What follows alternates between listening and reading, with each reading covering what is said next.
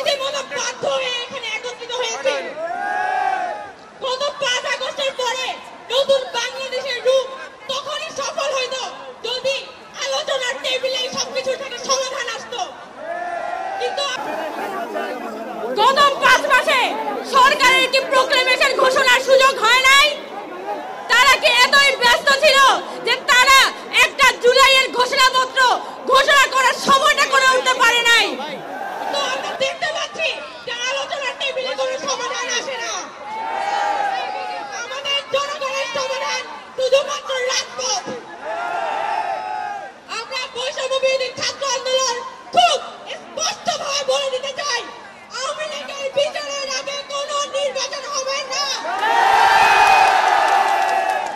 আরেকটা কথা স্পষ্টভাবে বলতে চাই, আমাদের যারা শহীদ পরিবার আছে, আমাদের যারা আহত আছে, তাদের প্রতি ন্যায় বিচার হয় না। এই মানুষগুলোর প্রপার ট্রিটমেন্ট তাদের পুনর্বাসন হইতে হবে এবং সরকার সম্পূর্ণ দায় নিয়ে এই পরিবারগুলোর সেফটি, যার হাত চলে গেছে, পা চলে গেছে, যার চোখ চলে গেছে, তার সেফটি সরকারকে দিতে হবে।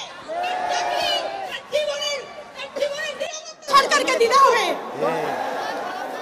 খুব বেশি কথা বাড়াবো না, আমাদের অনেক বক্তা সামনে আসেন, কিন্তু আমরা বৈষম্য বিরোধী ছাত্র আন্দোলন খুব স্পষ্ট কথা বলতে চাই যে জুলাই মরে যায় নাই। আমরা জুলাইয়ের স্পিরিট নিয়ে এখনো পর্যন্ত রাস্তায় আছি এবং আমরা কোনোভাবে সেই 90-এর মতো, সেই 71-এর মতো 24কে ব্যর্থ হতে দিব না। যখন শেখ হাসিনা কাঁচা বেঁধে দেশ থেকে পালায়, আজকে তার 5 মাস পরে কেন আমাদের আবার শহীদ মিনারে এক হতে হলো?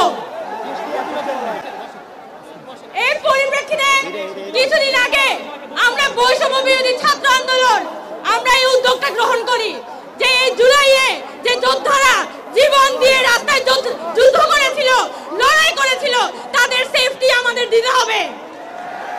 এটা আমাদের ঐতিহাসিক দায়। আজকে গতকালকে রাতে যখন প্রধান উপদেষ্টা প্রেসিং আবার ঘোষণা করেছে যে তারা প্রোক্লেমেশন সকলকে নিয়ে ঘোষণা করবে, আমরা সেটা কিন্তু সাধুবাদ জানিয়েছি।